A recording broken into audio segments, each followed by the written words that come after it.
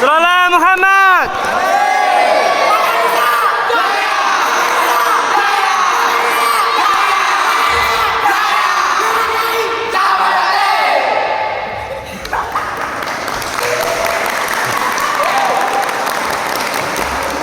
Baik, terima kasih atas sambutannya oleh Pak Ketua PCNI Gianyar. Sambutan yang kedua yang akan disampaikan oleh Pak Ketua PW atau yang mewakili waktu dan tempat, kami persilahkan.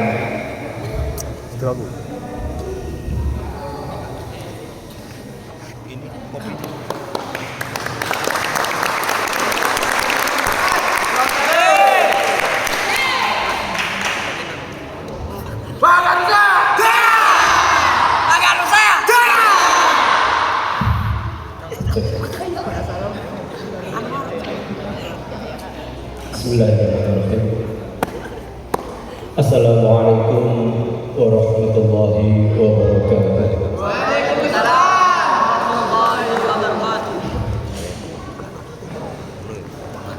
Jadi sebelum saya mulai perkenalkan, mohon maaf Pak Yai sesungguhnya. Yelnya tolong dibenari, ya.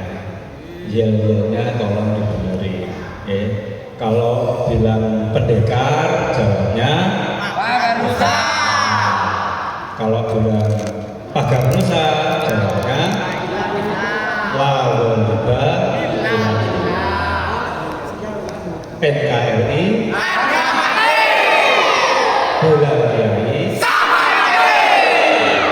diulang ya, pendekar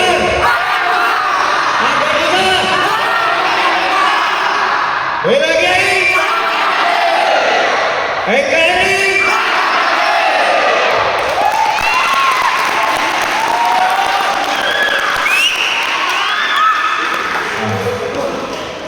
Jadi seperti itu, tolong nanti ke depannya tidak lagi pagar Nusa Jaya. Kalau di dalam Jaya NU, yang Jaya itu Pancasila. Alhamdulillah, alhamdulillahilladzi hadana li hadza wa ma kunna linahtadiya laula an hadanallah. Wassalatu wassalamu ala sayyidina Muhammad ibn Abdullah wa ala alihi wa sahbihi wa man tabi'ahu hudah. La haula wa la quwwata illa billah. La ghaliba illa billah. Amma ba'd. Hadratul muhtaramin, para alim ulama, wabil khusus Ketua Tanfidiyah PCNU Kabupaten Gianyar, Pak Haji Kis, ingkang kula kadimi, ingkang kula mulyakaken, ingkang kula hormati. Yang terhormat Bapak Ketua Lingkungan atau Bapak RT yang alhamdulillah hadir di tengah-tengah kita serta memberikan fasilitas tempat yang sangat luar biasa sehingga kita bisa melaksanakan Arlah. Yang terhormat Bapak Mulyono selaku sesepuh penasehat PC Pagar Nusa yang luar biasa, selalu mendampingi dan menasehati santri-santri Pagar Nusa dari waktu ke waktu.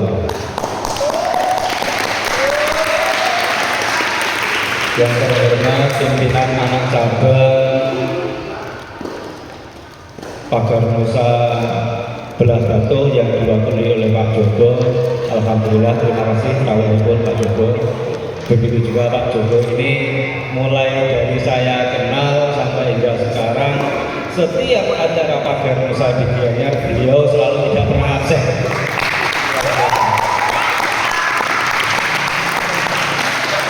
Kebetulan pengurus cabang, pimpinan cabang Pagar Nusa PC Gianyar, Ketua Mas Afif, Mas Raji, dan yang lain Pak Tekno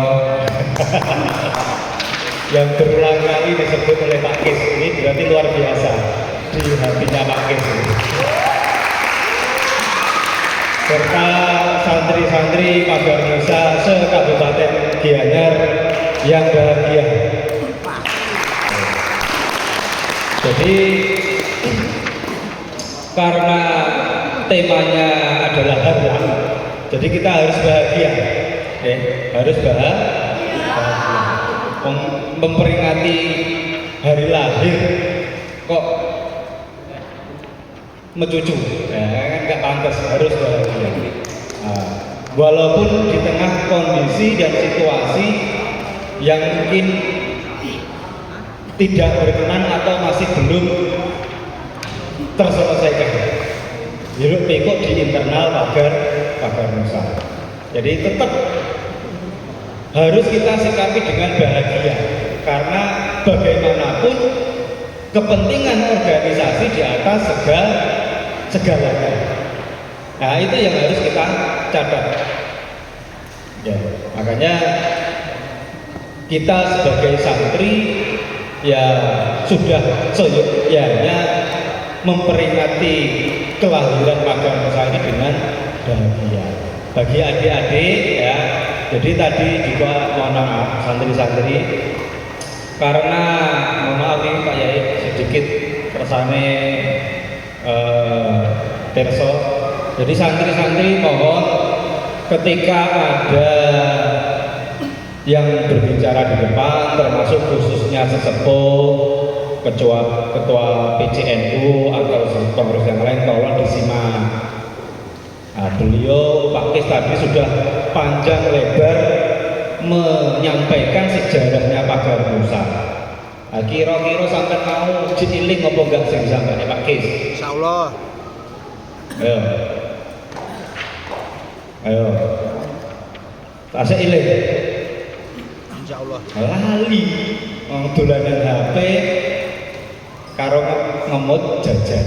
Nah, jadi tolong sikap dan adab santri Pagar Nusa harus diutamakan. Ketika ada sesepuh yang dawuh, yang menyampaikan pembicaraan atau pelatihnya pun tolong disimak dan ngerti isinya apa.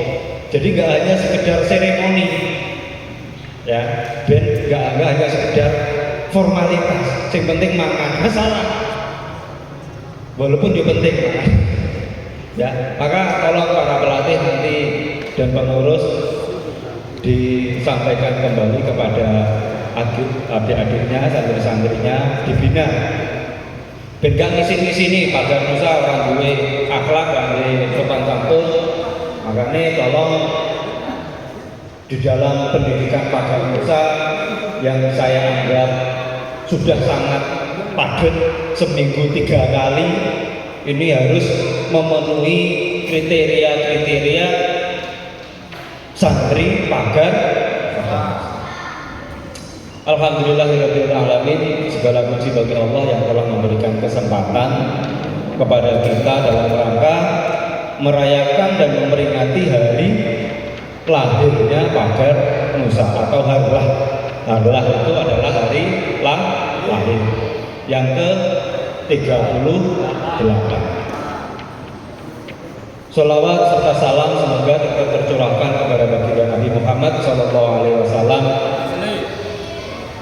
Semoga dengan kita selalu tawadhu, kita selalu mengikuti apa yang menjadi arahan para kiai, khususnya masyayikh kita di Jamiah Nahdlatul Ulama, kita selalu mendapatkan jalan yang lurus. Amin. Ketika salah juga diingatkan, dan sehingga kita selalu menjadi pribadi yang diridhoi oleh Kanjeng Nabi, diakui oleh Kanjeng Nabi, dan berhak mendapat syafaatnya di yaumul qiyamah. Amin Allahumma amin. Yang pertama, karena Pak Ketua Wilayah berhalangan hadir, jadi pagi hari ini saya menyampaikan permohonan maaf yang sebesar-besarnya karena Pak Ketua Wilayah Bapak Asyari sedang ada kegiatan lain yang tidak bisa ditinggalkan. Semoga tanpa kehadiran beliau tetap tidak mengurangi semangat kita dalam merayakan acara di pagi ini. Amin. Allahumma amin. Kasih semangat ya. Tetap semangat. Nah, jadi ceritanya ya saya ditodong. Rencana saya nganter anak dari Denpasar ke sini, tapi ditodong oleh Mas Hafid, Mas Mukaji sama Pak Tik. Ya ini mau wilayah. Ada saya cuma nganter anak. Tapi begitu juga saya tetap tidak bisa menolak karena Gianyar juga bagian dari hidup saya di Pagar Nusa Bali.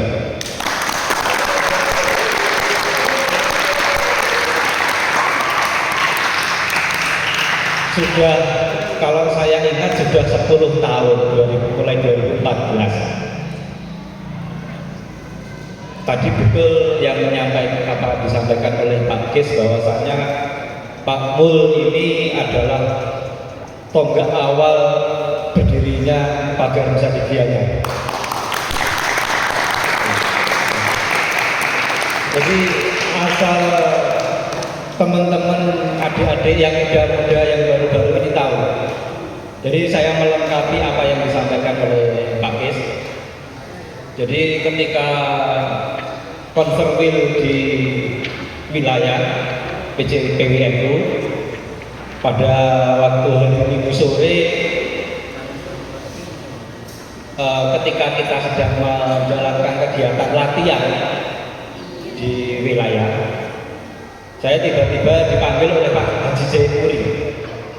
Mas Anwar, ketika sedang memimpin latihan. Nah, ketika dipanggil saya datang, Pak Haji, wonten dawuh, ini ada pengurus PCNU dari Gianyar, tolong dikenalkan. Oh nggih, lah ini namanya Pak Mul ini dari PCNU Gianyar. Beliau ingin di Gianyar diadakan latihan Pagar Nusa. Sampai siap, insya Allah selalu siap atas perintah jenengan Pak Haji. Dan alhamdulillah apa yang menjadi niatnya Pak Mul sampai sekarang Pagar Nusa di Gianyar tidak pernah surut, selalu berkembang, selalu eksis, tidak pernah vakum. Alhamdulillah. Dan ini tentu karena keikhlasan Pak Mul dan serta semangatnya teman-teman yang ada di bawah bimbingan Pak Mul, luar biasa. Dan pada waktu itu kemudian didirikanlah latihan pertama di musola Pas Dalem di atas lantai 2. Itu yang pertama. Jadi harus tahu dari santri-santri Pagar Nusa. Jadi mohon maaf ini karena temanya harlah kita santai-santai saja gitu. Jadi santai, yang penting seneng ya, kita flashback mengingat masa lalu sambil kita agar semakin bangga menjadi bagian Pagar Nusa Gianyar. Akhirnya tahu siapa yang mendirikan Pagar Nusa, prakarsane siapa, sesepuhnya siapa, pelatihnya siapa. Akhirnya kita bangga jadi santri Pagar Nusa Gianyar. Jadi gak hanya asal yang penting latihan mukul, yang penting latihan nendang, iso banting wong, iso jotos wong, bangga, salah. Bukan itu santri Pagar Nusa. Eksistensi Pagar Nusa mengenang ideologi Pagar Nusa. Jadi kalau kita mengingat dari lahir, jadi betul tadi yang disampaikan oleh Pak Kis, Pagar Nusa lahir di tanggal 3 Januari 1986. Nah, menambahi, jadi di awal tahun, di pertengahan tahun sebelumnya, yaitu tahun 85 awalnya, tepatnya bulan September. Jadi ceritanya ada sosok pendekar dan sekaligus kiai, Pak namanya Pak Haji Yai Soehar Bila dari Gresik, itu melihat pondok-pondok pesantren yang basicnya Nahdlatul Ulama, yang katanya adalah organisasi penyokong kemerdekaan yang dulu berjuang melawan penjajah, mengusir penjajah. Yang namanya mengusir penjajah tentu dengan perang, dengan gelut bela diri, yaitu pencak silat. Tetapi beliau melihat sudah mulai menurun eksistensi pondok pesantren yang basicnya itu sudah mulai menurun. Tidak lagi di santri-santri pondok pesantren itu tidak lagi diimbangi dengan bela diri, cuma ngaji kita, hafalan dan lain sebagainya. Maka beliau ada kekhawatiran, kok santri santri NU generasi kiai penerus Wali Songo kok cuma ngaji dok, kok nek iso kaya dibutuhkan untuk berjuang untuk negara maneh ya apa?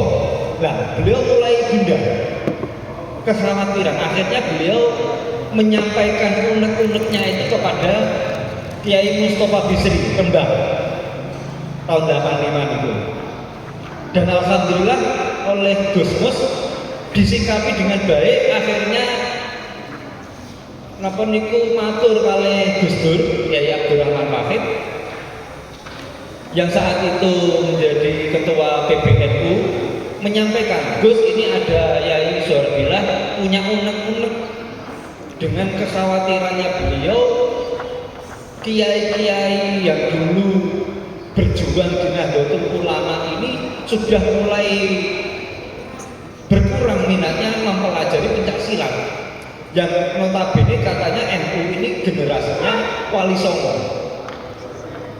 Akhirnya dikumpulkanlah para kiai-kiai sepuh yang memang ahli di bidangnya pencak silat setanah Jawa, mulai Jawa Timur, Banyuwangi, Jember, Probolinggo, Situbondo, Madura, Kediri, Jombang, Nganjuk, Madiun, sampai Jawa Tengah, sampai Jawa Barat, bahkan dari Kalimantan itu hadir tahun 85 di Jombang. Dan akhirnya para kiai-kiai ini sepakat, iya ini perlu dijaga kembali. Jadi biar dakwah kita, syiar kita juga lengkap. Tidak hanya dakwah menyampaikan pelajaran agama dengan ngaji, dalil, tetapi juga lewat syiar yang harus dibentuk. Waktu itu ya Banom atau namanya lembaga atau Banom, tapi belum diputuskan mau lembaga atau Banom. Yang akhirnya disepakati pada bulan September 85 itu ada pertemuan kembali di Lirboyo tanggal 3 Januari. Dan kemudian disitulah diputuskan bahwasanya terbentuk lembaga pencak silat NU Pagar Nusa yang disepakati diputuskan oleh musyawirin bahwasanya ketua pertamanya adalah Kiai Haji Gus Maksum Jawari Lirboyo. Nah, ini perlu dicatat, jangan sampai salah sejarah. Jadi Gus Maksum itu bukan pendiri. Kalau ketua pertama betul, guru besarnya betul, tapi kalau pendirinya bukan hanya Gus Maksum. Nah, ini karena apa? Nanti menyelewengkan sejarah. Jadi sejarah tidak boleh dirubah, seperti halnya sejarahnya Pagar Nusa Gianyar jangan sampai dirubah, harus disampaikan turun temurun. Mentang-mentang nanti sekarang ketuanya Pak Afid atau Mas Mukaji atau Mas Mukaji yang diberikan penghargaan, oh berarti Mas Mukaji yang mendirikan Pagar Nusa Gianyar, salah. Walaupun sebenarnya gimana yang paling berhak menerima penghargaan itu Pak Mul. Bukan kamu kaji. Ya, sorry kamu kaji ya. Damai ya. Deal ya. Nah, saya paling begini. Jadi harus dibenarkan gitu loh. Loh, Pak Mul sudah pernah diberikan penghargaan belum Pak Mul? Wah, ini suladap sedikit. Tahun depan. Tahun depan ya, tak janji ya. Janji ini tak tagih. Pak Mul harus diberikan penghargaan. Jangan sampai menyelewengkan sejarah. Atau dilebih-lebihkan atau dikurangi. Mentang-mentang yang paling aktif saat ini Pak Tik. Nah, Pak Tik ini yang paling berjuang menang Gianyar, yang menghidupi Gianyar. Ya, tanpa melihat perjuangan teman-teman yang lain. Ada PAC Belah Batu yang teman-teman di sana juga berjuang mati-matian untuk memperjuangkan pagar nusa di Belah Batu. Nah, bahkan ini mohon maaf juga sebagai laporan Pak Ji, bahkan dari santri PAC Belah Batu itu ada sampai ke tingkat nasional Pak Ji. Kemarin di kejuaraan nasional pagar nusa itu alhamdulillah masuk final, semifinal, dapat juara 3 ke tingkat nasional. Nah, ini se-Kabupaten Gianyar cuma 1 yang lolos, ditambah dari teman-teman wilayah. Ini prestasi yang luar biasa. Makanya PC jangan sampai salah, bahkan dari PC kemarin tidak ada yang sampai lolos. Ini kan luar biasa. Jadi tidak bisa kemudian kita mengotoritasi saya yang paling berjuang atau kelompok saya PC Gianyar yang paling berjasa atau PAC Belah Batu yang paling banyak berjuang. Ini tidak bisa karena semua saling berkesinambungan, saling bersinergi. Nah, ini yang harus kemudian kita sepakati. Seperti yang disampaikan oleh Pak Haji Kis tadi, bahwasanya kita tidak bisa berdiri sendiri. Semua bano harus saling menguatkan untuk kembali lagi tujuannya, yaitu Ahlus Sunnah wal Jamaah An-Nahdliyah, untuk nama Nahdlatul Ulama. Ya, ini perlu dicatat. Karena ini berkaitan dengan hari lahir. Yang namanya hari lahir, berarti yang namanya lahir itu kan sebelumnya nggak ada, kemudian ada. Yang sebelumnya nggak ada, kemudian lahir, baru ada. Yang namanya lahir berarti ada yang melahirkan. Nah, yang melahirkan temanya pagar nusa ini lahir, hari lahir pagar nusa. Berarti pagar nusa ada yang melahirkan. Yaitu siapa yang melahirkan? Siapa yang melahirkan? Yang melahirkan Nahdlatul Ulama.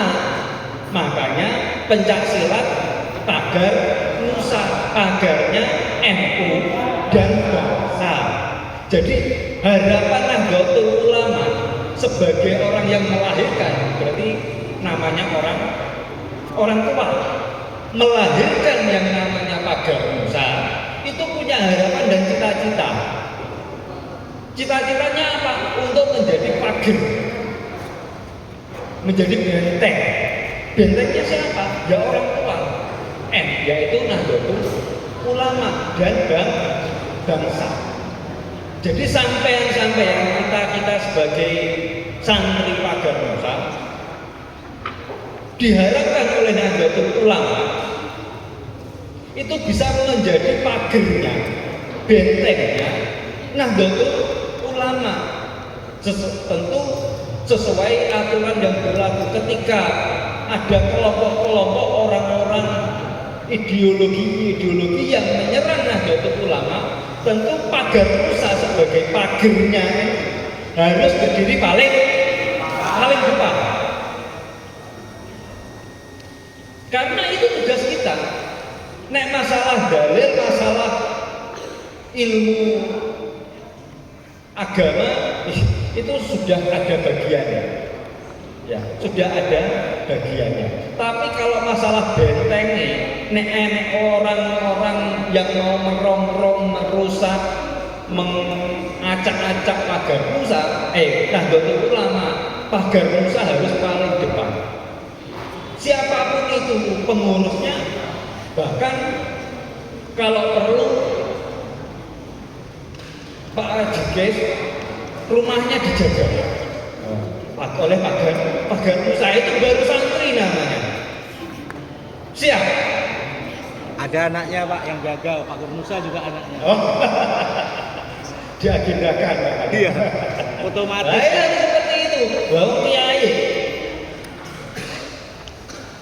harus kita jaga, kita pakai. Dan begitu juga paham-pahamnya, ajaran-ajarannya, program-programnya ya harus kita kawal, kita jaga. Nah, itu seperti itu.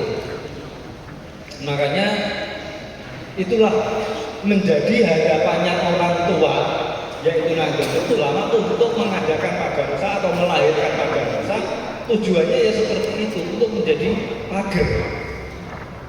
Jadi siap ketika ada dawuh perintah dari Nahdlatul Ulama, dari pengurus, dari Suriah, dari Takfiriyah, tolong pagar Musa hadir, siap. Tolong pagar Musa keamanan, siap. Ya seperti itu, memang itu tugas kita. Jangan sampai sebaliknya pagar Musa malah menentang kebijakan Nahdlatul Ulama. Nah, ini sudah salah, bukan kapasitas kita untuk mengkritisi, menyalahkan programnya PBNU, PWNU atau PCNU. Bukan tugasnya pagar Musa. Tugasnya pagar Musa untuk menjaga. Nek masalah mengkritisi kebijakan itu ada bagiannya sendiri. Ada nggak usah melu-melu duduk kelasnya kan. Nah, kelasnya apa ini kita bisa mengamankan. Ya. Jadi bentengnya silahkan bermusyawarah untuk para kiai, urusan kiai dan kiai. Bahwa ini pagar Musa jogo demi kemaslahatan bersama. Siap? Siap. Harus gitu. Nah itulah santri pagar Musa. Jadi harus kembali lagi, mohon maaf ya, ini mumpung ada kesempatan milik teman-teman di dia ya. Ini kalau sekali tahu saya kasih bocah-bocah rambut kayak rambutnya kayak Mas Edi, kan betul perlu ini teman paham. Cuma sing nem-nem ini kan kadang kirang wawasan, kirang pengetahuan, jadi harus diingatkan. Nah, jadi seperti itu. Makanya tujuan kita mengadakan hamlah ini ya, jadi untuk kita mengenal pagar Musa itu apa. Sejatinya awake dhewe ada, sebetulnya kita didirikan, kita masuk mengikuti organisasi pagar Musa itu untuk apa? Kalau hanya sampai ingin ahli jotos, kalau sampai ingin ahli batin, tidak harus pagar Musa. Banyak bela diri yang lain yang sudah lebih jauh lahir sebelum kita baru 38. Bahkan ada yang sampai 1 abad, bahkan ada yang 2 abad, bahkan yang berabad-abad itu ada. Ya walaupun nggak mutu ya, tetapi kita harus tahu, saya mengikuti pagar Musa ini tujuannya apa? Jangan-jangan salah, jangan-jangan saya keliru mengikuti pagar Musa ini. Perlu kita paham ya. Mengenai benar dan salah ini ada sedikit cerita, ini pengalaman pribadi. Dulu mengenal pencaksilat itu pertama kali bukan pagar Musa, yaitu sebelah perguruan sebelah, inisialnya tetangga, perguruan tetangga. Tangga, perguruan tangga. Itu di kampung-kampung saya juga banyak istilahnya. Oh, saya pengen gelut melok tangga. Itu sudah bersiap. Bahkan waktu itu saya SD kelas 5 itu sudah diajak. Ayo belajar pelatihan, karena ya mohon maaf, karena kenapa saya pengen belajar kelahi dulu. Karena saya dulu sering dibully di SD, jadi kalah-kalahan, makanya saya nggak bisa besar. Karena sering dikeplai konco nih. Makanya badannya awet sini. Kalau mau nggak dibully paling ya kayak Pak T, ya, kayak Mas Edi. Ya. Berarti itu orang tukang bully ya. Dan dulu saya seperti itu, saya sering dibully oleh teman-teman. Makanya saya pengen belajar bela diri, pengen belajar dulu. Diajaklah karena ayo kalau tetangga. Nah, berhasil sebelum kemudian saya naik kelas 6, sebelum saya mengikuti perguruan tetangga itu, di kampung saya, di madrasah saya, singkat cerita gusnya itu mendirikan pencakar. Nah, belum tahu dulu. Enak pencakar anak mangga baru didirikan. Ayo. Lah, akhirnya dari saya. Yang dulu saya awalnya niatnya ya ini mohon maaf tidak boleh ditiru ya, ini cukup saya. Jadi awal saya niat belajar pencakar itu dendam. Untuk bales si koncoku sing pernah bully saya. Itu sebenarnya ini, tapi tidak boleh ditiru ya. Dan cukup saya aja. Karena belum tak tentu nanti perjalanan kisahnya sama. Jadi saya dulu belajar pencakar itu karena sebenarnya berawal dari dendam. Karena saya dibully waktu sekolah. Jadi saya pengen balesi konco-konco sing biyen bully. Gak terima kalahan terus. Nangguri gedung sekolah, dibully, dikeroyok, dikeplaki sandal, sepatu, arep mulai dijegali, tasnya ditarik, terus macam-macam. Makanya saya dendam, sakit hati, pengen sok lah. Akhirnya seperti itu. Nah, alhamdulillah berdirilah di madrasah pencakar. Akhirnya melu dan nggak tahu nama pencakar juga alirannya kaya apa ya nggak tahu. Yang penting aku pinginnya niatnya belajar berkelahi. Proses itu berlanjut setiap hari, setiap bulan, setiap tahun. Tahun 99 saya mengawali dan alhamdulillah 2003 saya disahkan menjadi anggota dan ketika dites alhamdulillah ya mohon maaf saya menjadi santri yang terbaik.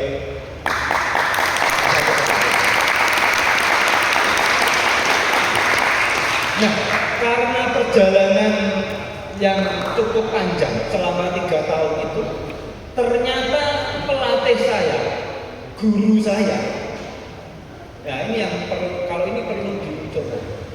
Pelatih saya, guru saya itu berhasil merubah niat saya yang dulu belajar pencak itu pengen balas juga,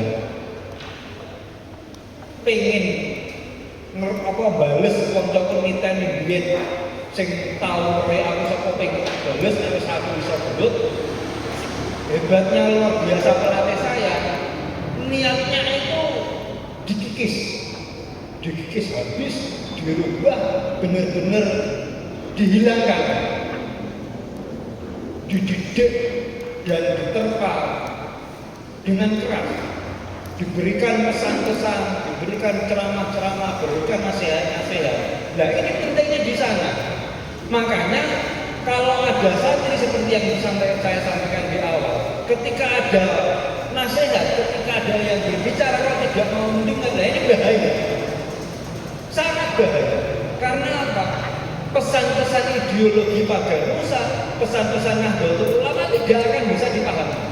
Makanya ya tidak sedikit ketika ada santri pagar Musa sing druga, karena ya ketika ada pelatih ngomong, pelatih naik nasihat orang tahu di rumah nih. Kita gitu, tapi ngitung pasir. Kita tenang tapi turun ngantuk. Kita dana tapi ngitung bintang karena latihan malam ini. Nah dulu gitu. Kita tahu ini jaga, paham. Bintangnya mandel, ini ngitung bintang. Jadi ini perannya pelatih, pentingnya pelatih di sana. Makanya tidak mudah, jadi pelatih itu nggak mudah. Jadi pelatih itu nggak mudah. Karena apa? Yang dilatih tidak hanya fisiknya, tidak hanya tangannya, kakinya, tekniknya, tetapi juga jiwa spiritualnya, hatinya. Itu yang harus diterpa lebih dahulu. Dua santri punya santri gak ahli tanding gak masalah. Yang penting dua akhlak. Dua santri jadi santri gak berprestasi gak apa-apa. Yang penting dua punya santri gak hafal jurus paket, gak hafal jurus tunggal, gak masalah. Yang penting dua karena itu penanaman yang pertama. Jadi orang yang pertama dinilai bukan ketika melihat sekian banyak orang, itu yang dinilai bukan sampai itu sebelum atau enggak, sampai apal itu enggak. Kesan pertama yang dilihat oleh orang lain itu akhlaknya kita. Apalagi ketika kita membawa segi 5 warna hijau, yang ini pasti identik dengan pagar rusak. Makanya jangan sembarangan ketika kita menggunakan atribut pagar rusak, hati-hati. Kesalahan satu orang bisa merusak semua organisasi sedianya. Sampai pulang dari sini yang pakai atribut pagar rusak, dititeni sampai. Yang jelek seluruh organisasi. Dan itu yang terjadi di Jawa. Mayoritas kenapa kemudian pencak silat di Jawa itu sering gesekan dengan perguruan lain, sering konflik, bahkan sampai ada kasus yang luka bahkan meninggal dunia. Ya seperti itu, karena kita sebagai santri kurang bisa meredam emosi kita. Mudah tersulut emosinya, mudah gampang terprovokasi. Cuma dilorong langsung ngaplak. Nah itu baru dikelilingi dibalas dengan fisik. Nah ini sudah tidak sejalan lagi dengan ajaran pagar. Nah dulu guru saya, pelatih saya ajarannya gini, pagar rusak itu ajarannya telur, ngalah, ngalih, baru sing telur ngamuk. Nah itu dulu. Jadi prakteknya bagaimana? Kang, nanti ketika sampean dihina, ketika sampean dibully, ketika sampean nanti dipukul, tidak selayaknya sampean harus kembali. Tapi sampean ngalah, barangkali sampean yang tidak sadar kalau sampean yang salah. Harus ngalah. Moro-moro awake dhewe dikeplak-keplak. Dikeplak pisan balesnya ping 5. Akhirnya salah. Harus ngalah dulu. Mohon maaf, ada apa gitu? Nah itu ngalah dulu.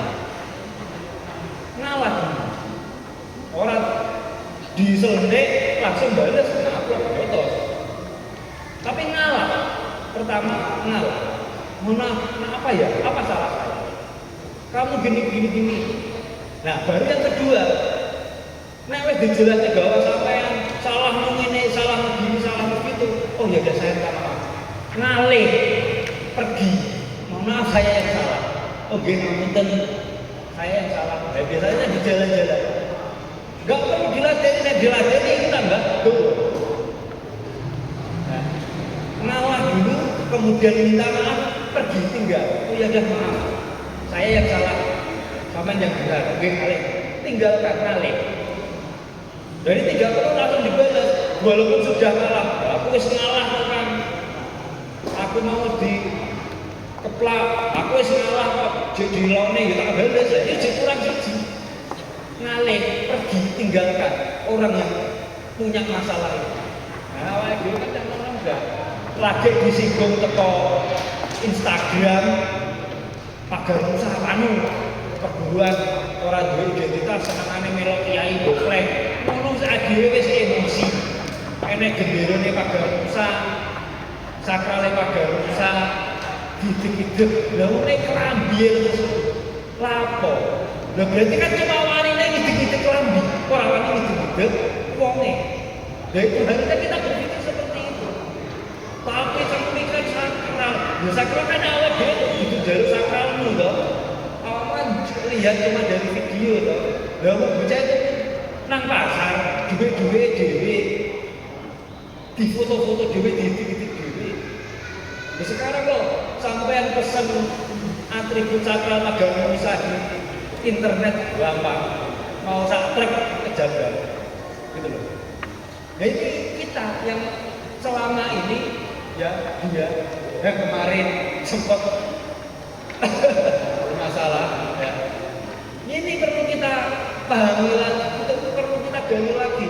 Ajarannya pagar Musa harus kita lestarikan dan kita jaga. Ngalih bisik, jangan mudah terprovokasi oleh orang lain. Oh ya udah saya minta maaf.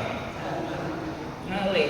Nek wis ngalih kok digoleki, dikejar, digoda, kita sudah sembunyi atau apa namanya mengamankan diri kita biar menghindari konflik, kok dikejar baru sampai ajaran agama Musa berhak mengeluarkan jurus-jurus terbaik sampean selama latihan. Itu namanya santri pagar. Tapi tekniknya ya dia tenang. Wis kadung ngalah, ngalih, arep ngamuk malah kalah. Nanggung. Jadi latihannya ya kudu tenanan. Tapi nek ketika ngamuk jangan salahkan saya ketika saya sudah di level ketiga. Sudah tingkat emosional saya sudah cukup ngalah ada batasnya. Ketika sampean mau mencoba, ketika sampean mau menantang, ketika sampean ingin memancing jurus saya, ilmu saya, teknik saya, mohon maaf, saya harus terpaksa mengeluarkan dan melayani sampean atau saya yang terkata mono, itu namanya pagar.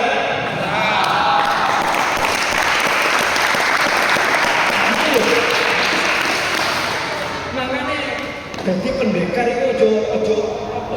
Nah bahasanya labi, grudu-grudu krono melok terpancing. Aku mau dipilih, bocah bergaya kaos itu namanya ini.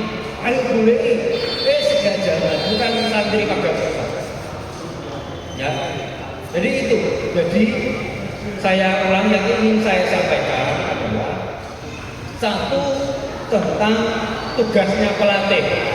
Makanya ketika jadi pelatih, jadi orang yang terdepan menjadi pemimpin pagar Musa harus bisa mengendalikan dan membentuk jiwa kesatria pagar Musa. Tidak hanya melatih fisik, tidak hanya melatih teknik, tetapi jiwa. Kemudian yang kedua harus bisa menerapkan ilmu ngalah-ngalih. Jadi jangan kemudian terprovokasi. Dan yang kemudian, nah ini perlu dari cerita tadi yang terakhir perlu saya sampaikan bahwasanya ternyata kalau saya ingat cerita saya belajar pagar Musa itu kalau orang awam itu nggak mempelajari pagar Musa itu seperti apa, perguruan ini seperti apa, perguruan kayak apa enggak. Ketika ada latihan, melok. Baru kemudian tahu ajarannya pagar Musa. Lah wong sing wis pagar Musa wae ora ro, apa meneh nek urung pagar Musa. Makanya kemudian bagi pengurus-pengurus di tingkat PC, PAC, ranting harus semakin banyak siar-siar menumbuhkan ranting-ranting, unit-unit pelatihan. Untuk apa? Orang bisa mengikuti. Sehingga orang pagar Musa lewat latihan akhirnya jadi tahu. Jadi orang ini seperti itu. Cerita saya juga jadi pengen melok perguruan beliau, tapi ketika ada perguruan itu sing dhisik ya aku melok. Nah makanya tugasnya pengurus segera menyiapkan pelatih-pelatih handal, pelatih-pelatih terbaik baik untuk menyebarkan unit-unit latihan agar semakin banyak kader-kader terbaik Nahdlatul Ulama khususnya yang bisa mengikuti ajaran Pagar Musa.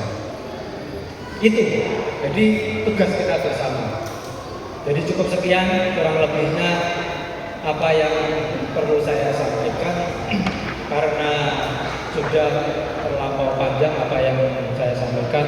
Tentu banyak kesalahan atau kurang sopan mungkin di Pak Haji. Mohon maaf karena ini ya kesempatan untuk ketemu dengan Sang PC karena lama sekali saya tidak bertatap muka. Ya kapan lagi saya nyeneni Matik ya. Ngelek di Matik kalau dalam acara seperti ini. Jadi kurang lebih saya mohon maaf yang sebesar-besarnya. Bukan berarti saya menyampaikan seperti itu tadi saya paling baik atau enggak, tetapi minimal saya sudah gugur kewajiban saya menyampaikan apa yang saya ketahui dari guru saya yang kemudian dari saya sampaikan kepada adik-adik Pagar Musa yang saya dapat dari Jawa oleh guru saya yang harus saya sampaikan di Bali khususnya di Gianyar pada kesempatan kali ini. Jadi mohon maaf yang sebesar-besarnya kurang lebihnya atas kekurangan, kekeliruan ataupun mungkin dianggap kurang sopan, mohon maaf yang sebesar-besarnya. Sekali lagi saya mewakili perwakilan dari wilayah yang dianggap mewakili walaupun tidak ada pasrah dari wilayah kepada saya kalau mewakili, tetapi ya apa boleh buat karena ini adalah permintaan dari teman-teman pengurus PC ya saya sampaikan. Kurang lebihnya sampai ketemu di pertemuan berikutnya, silahkan nanti dilanjut dengan acara-acara selanjutnya. Kurang lebihnya akhirul kalam bila taufiq wal hidayah. Wassalamualaikum warahmatullahi wabarakatuh. Waalaikumsalam warahmatullahi wabarakatuh.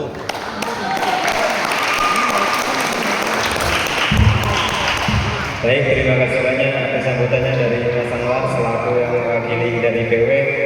Acara selanjutnya yaitu pemberian sertifikat kepada santri Pagar Musa Gianyar yang telah sukses dan lulus dalam ujian kenaikan tingkat pada tanggal 18 Desember 2023.